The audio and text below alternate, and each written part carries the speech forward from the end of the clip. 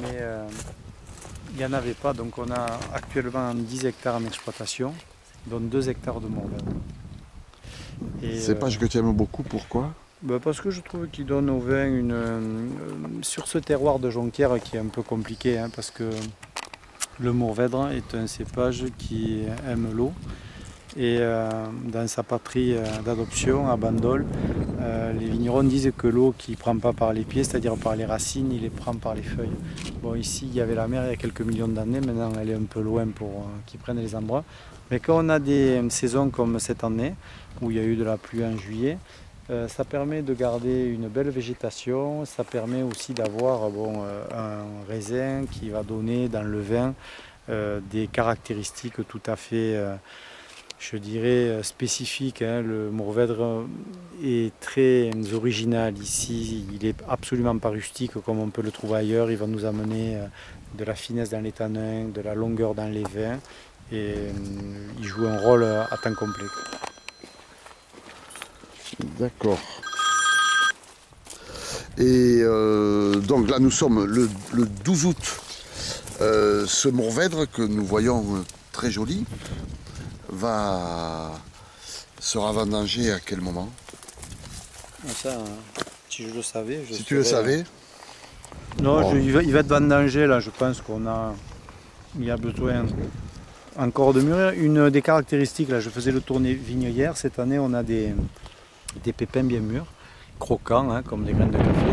Ce qui est un critère de maturité. Bon, il manque à ce jour effectivement du sucre dans les pulpes, mais ça va venir dans le cours du mois. Les peaux sont encore un peu épaisses, elles vont s'affiner, donc il faut être patient et pas s'affoler. Je veux dire, chaque année, il y a toujours des pronostics plus ou moins précis sur la date des vendanges, en avance, en retard. Moi, j'attends que les raisins soient mûrs. Je pense que pour la fin du mois, on devrait être prêt à vendanger, ou au tout début septembre. L'an dernier, on a commencé le 5 septembre, peut-être cette année, on aura une semaine d'avance. Voilà à peu près mon pronostic. D'accord. Alors, ce terroir de Jonquière, ce terroir, comme on peut le voir, il est au pied du Larzac, hein, puisque derrière nous c'est le Larzac. Le Larzac, c'est un très gros plateau calcaire. Lorsqu'il pleut sur le Larzac, l'eau s'infiltre et elle ruisselle sous le terroir sur lequel nous sommes, entre 6 et 12 mètres. Là, elle est recueillie par des couches d'argile qui la drainent jusqu'à l'Hérault. Et donc, l'intérêt de ce terroir, c'est que la vigne est obligée de raciner profond pour aller chercher sa ressource hydrique, donc on a une très forte typicité. C'est un terroir qui draine très bien, comme je disais tout à l'heure, c'était le fond de la mer il y a quelques millions d'années, puisque quand on laboure les vignes, on remonte régulièrement à la surface des fossiles d'huîtres, des fossiles de moules. Donc on a vraiment des caractéristiques idéales pour faire du vin. Et puis après, je crois un critère aussi, au-delà du climat, c'est qu'on est sur une zone qui est assez ventée. On est exposé aussi bien au Mistral du nord qu'à la Tramontane du nord-ouest. Et ça, quand on est en bio, comme c'est le cas au Mas de l'Écriture, c'est quand même un avantage, car ça éradique significativement là, tous les parasites et la plupart des maladies qui viennent et qui se développent dans la vie. Alors, tu es certifié bio depuis? Je ne suis pas certifié bio, je suis en 3e année de conversion. Conversion, d'accord. Enfin, j'en fais pas non plus.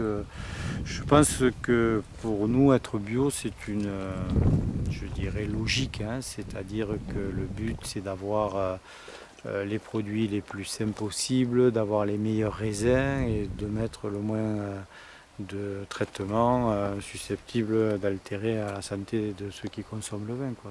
C'est du bon sens. De ne pas polluer les nappes phréatiques et de rester dans une démarche responsable. Et la biodynamie?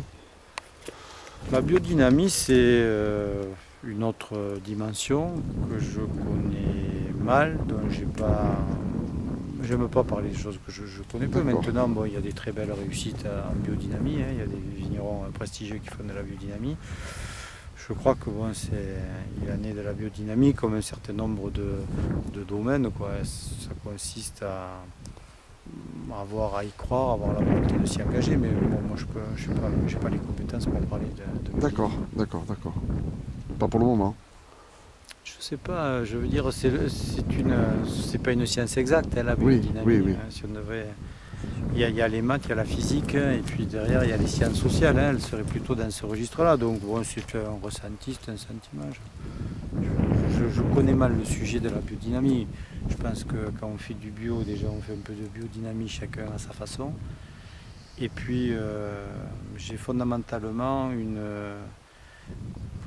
faire du vin, c'est aussi revendiquer une parcelle, aussi petite soit-elle et modeste, de liberté. Et j'ai pas envie à ce jour de m'embarquer dans une démarche que je ne ressentirais pas complètement. Donc je sais pas, peut-être un jour je ferai de la biodynamie. Pour l'instant, c'est pas à l'ordre du jour.